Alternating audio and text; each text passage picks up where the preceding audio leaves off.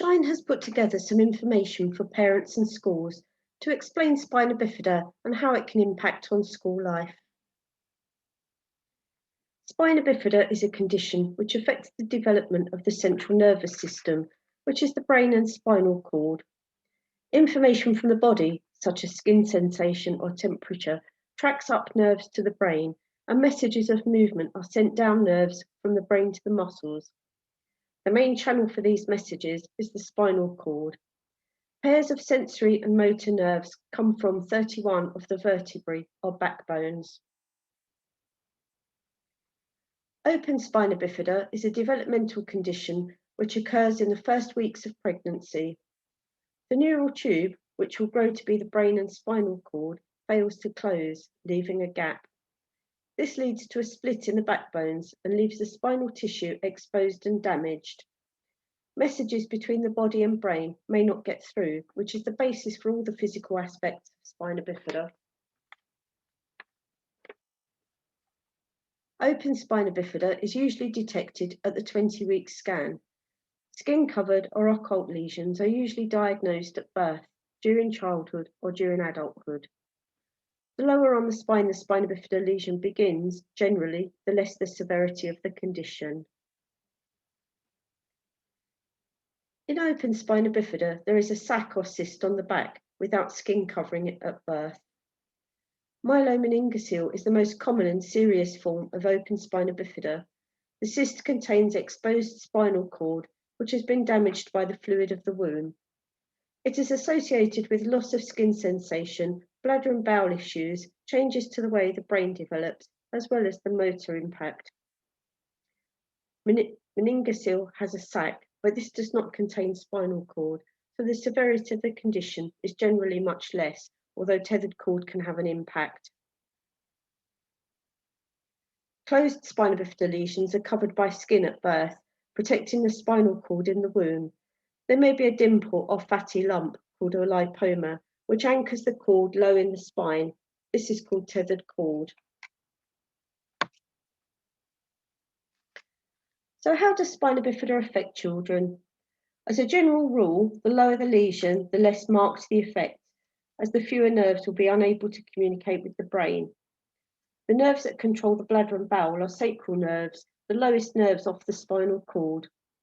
Most children with spina bifida have bladder and bowel issues.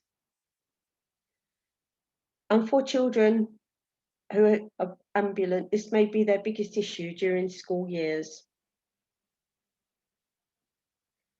Messages from skin sensation on the feet may not be received.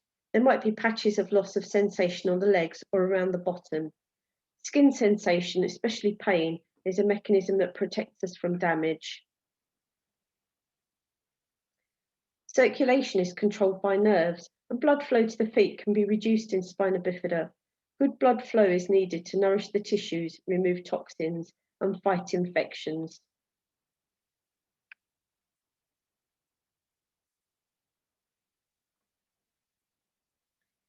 Some children may walk in early childhood or until teen years, then use aids or wheelchairs to get around. The most important thing is to be able to move where you want, when you want, and how you want. Keep a positive view of all forms of mobility. Tethered cord is a condition where the spinal cord is stuck low down in the spinal column and stretches the spinal cord. Balance can be affected by muscle tone, skin and joint sensation, brain effects such as vestibular issues, and visual perception. Children may have pain in the back, legs, or head, especially if they have a shunt. Anxiety, depression, and self-esteem issues can be linked to continence problems, difficulties with schoolwork, social relationships, or because of changes to brain development. For children with open spina bifida, learning and behaviour can be affected by changes in brain development. This is independent of hydrocephalus.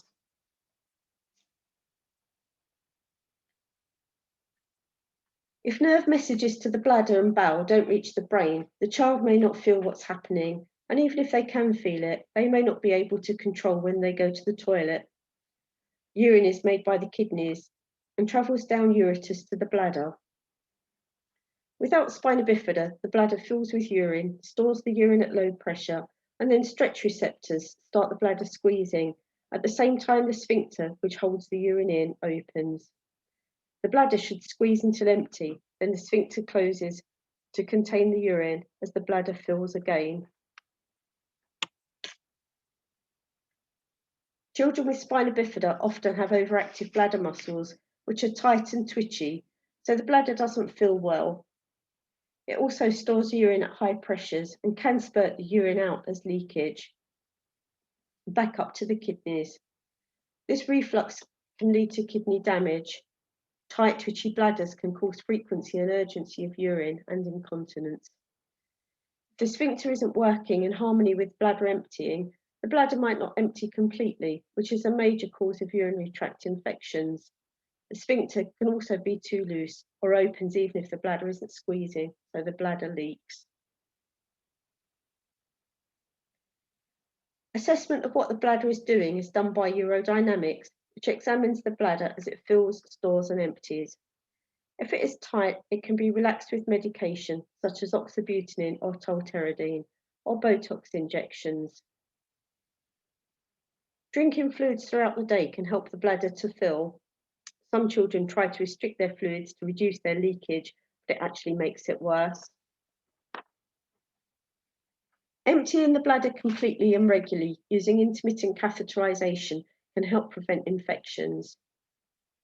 Catheterization involves inserting a thin, flexible plastic tube into the bladder, letting the urine drain, then removing the catheter. It's a clean procedure, not sterile, and doesn't need to be done by nurses. Because of the very intimate nature, it understandably can cause anxiety at the beginning for schools and parents alike. It's important that school staff understand what's involved and are happy to do it. Equally, school must make sure that they identify and train enough staff to provide continuity to cover absence and school trips, so the child can go to school secure in the knowledge that someone will be there to support them. Training should be done by a continence advisor or specialist nurse, but together with the parents or carers, so it's as close to the way it's done at home, with the same language used as possible. The procedure will be an ordinary part of the child's life. They will know the difference between their ordinary care and something more sinister, and this helps keep everyone safe. Involve the child in the procedure and encourage them to do the parts that they can. Independence will come at different ages, depending on hand dexterity, body shape and movement, and learning ability, but independence is the goal for all children. Because of cognitive impact, such as sense of time, some children may need prompting and supervision long after mastering the technique itself. Some children will be unable to pass urine naturally, so will need to be catheterized frequently. If children are catheterized less frequently than every 4 hours, they will need to pass urine in between, or they could be incontinent. Some young children may start school with a vesicostomy, an opening of the bladder onto the abdominal wall, which allows the bladder to drain completely if it's very tight and won't relax. This can prevent kidney damage until the child's old enough for augmentation, which is a major operation to enlarge the bladder. If young people find it uncomfortable to catheterize or are becoming a young adult not yet able to catheterize independently, a Mitrofanoff can be formed. This is a channel created by surgery from the abdominal wall into the bladder that can be catheterized. It stays closed when not being used, so does not need a dressing pad or collection bag.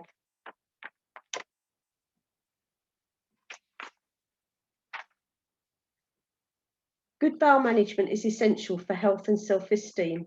It's the most important quality of life issue for adults with spina bifida around the world. Most bowel management involves preventing constipation with good food, plenty of water, and often laxatives, coupled with effective methods of emptying the bowel at a convenient time and place, daily or alternate days. This can be medication, suppositories, or transanal irrigation, such as Peristeen or Cufora Irisedo, which is being used more and more for children aged 3 or older. Macrogols, such as Movicol or Laxido, soften the feces, but for some children it can lead to soiling or smearing throughout the day. The continence advisor, specialist nurse, or Shine's health team may be able to make suggestions. Intermittent episodes of explosive fecal fluid can be unpredictable and difficult to manage. It is most often caused by severe constipation and called constipation with overflow. Being upright and active can help the bowel keep moving, which is great and should be encouraged. Before exercise, encourage the child to sit on the toilet and protect their clothing. Let parents know what days PE or swimming are so they can build it into their bowel management routine.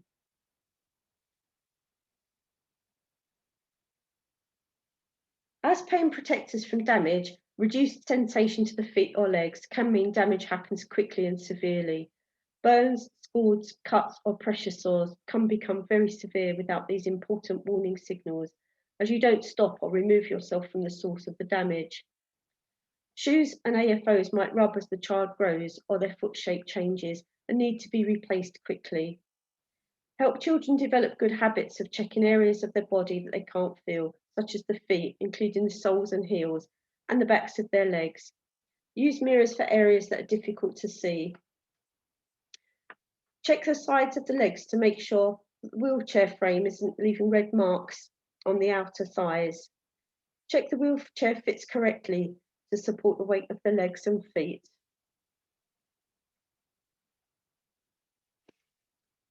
Reduced circulation can mean damage to the feet and legs can take longer to heal, another reason why infection and sores can develop quickly.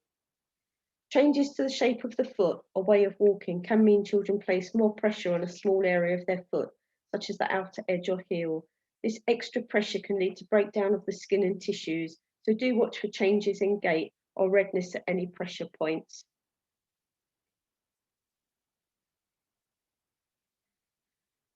Children with spina bifida may use different muscles to walk than typical children.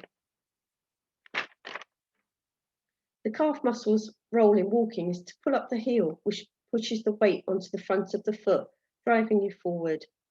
Where the nerves to the calf muscle are affected, children may walk by using hip muscles to pull the whole leg up side to side.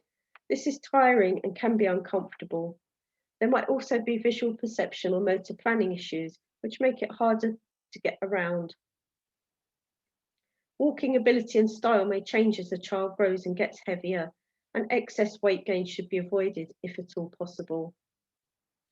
It might become more comfortable and take less physical effort to use a wheelchair more as life goes on. Wheelchair training courses are an excellent way to increase independence and confidence, especially outdoors. Get children in the habit of stretching out their shoulders after using a wheelchair. Wheelchairs should be the lightest available to save wear and tear on the neck and shoulders later in life. Wheelchairs should fit properly and comfortably, and it shouldn't need too much stretching to reach the wheels. Using a wheelchair to exercise and fitness can open up many exciting activities and promote health and well-being.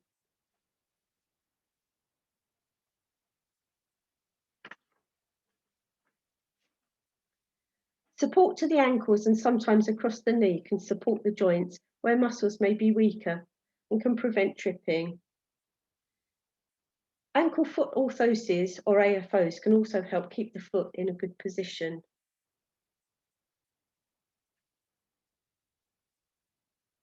Tethered cord is a condition where the spinal cord is stuck in the spinal column and stretches with growth, leading to mobility problems and bladder and bowel issues.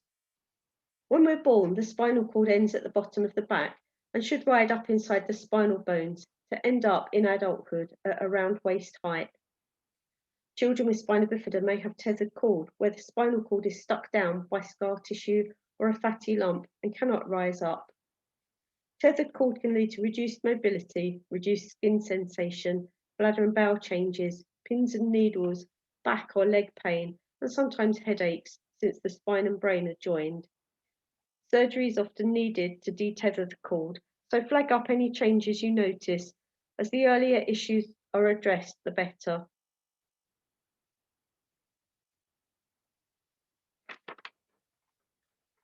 Balance is complex and uses many of our sense and motor abilities. Without feedback from the skin or feet or proprioception from our joints, it's harder to know what a surface is like or where our feet are exactly. Joints might be less stable where muscles are weaker.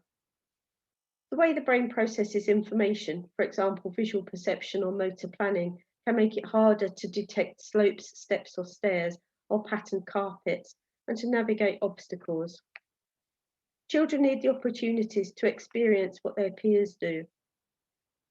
Sticks, crutches or wheelchairs can help them while they do. A physio or OT should advise on the best option for sticks and crutches and ensure that they're the correct size. It's very important that children are not left in pain. Over time in pain, pathways of the brain can open up and result in chronic pain. The brain detects pain long after the injury is healed. This is not imaginary.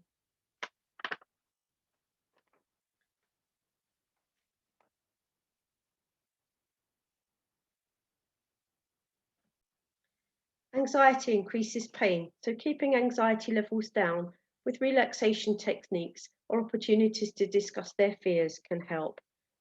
Lack of skin sensation doesn't mean pain can't be felt in the bones or underlying tissues of that area. As well as physical aspects of spina bifida, such as continence issues, children might have more anxiety or depression. They might be anxious about their health. Periods of time away from school for surgery or illness can make it harder to sustain friendship groups and keep up with schoolwork.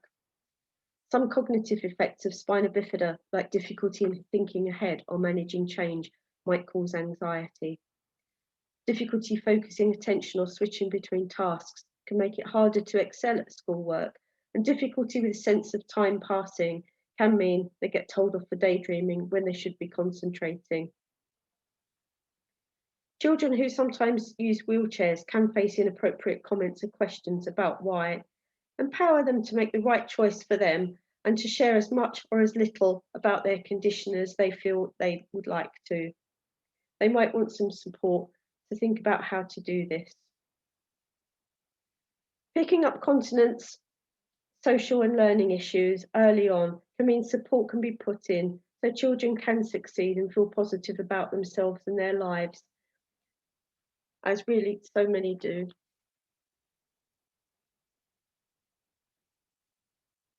Not all, but some children with open spina bifida will have some cognitive changes. They're often subtle, such as the use of language, flexibility, and managing change, or taking longer to focus attention or switch to another task than their peers. Short buffer zones between tasks with a little bit of notice, for example, in a minute we will stop doing this, so they can prepare for the transition. There can also be difficulty using basic skills, such as handwriting or reading, to do more complex tasks. So handwriting may deteriorate from a handwriting exercise to writing a story. Similarly, word recognition may be good, but there might be difficulty with what a text actually means or finding the most important points. Sense of time can be a problem, and they might need some support to manage their task. Putting in support early on can stop children falling behind so that they can really thrive and shine, and just take any opportunity to help children feel good about themselves. Strategies for similar specific learning issues such as autistic spectrum disorder and ADHD can work really well. Older students might need help to break large projects into smaller, manageable tasks and to help keep track of deadlines. Shine has a lot of extra information on the website, and we can be contacted on 01733 555 988 if you have any questions or would like to know more. Thank you.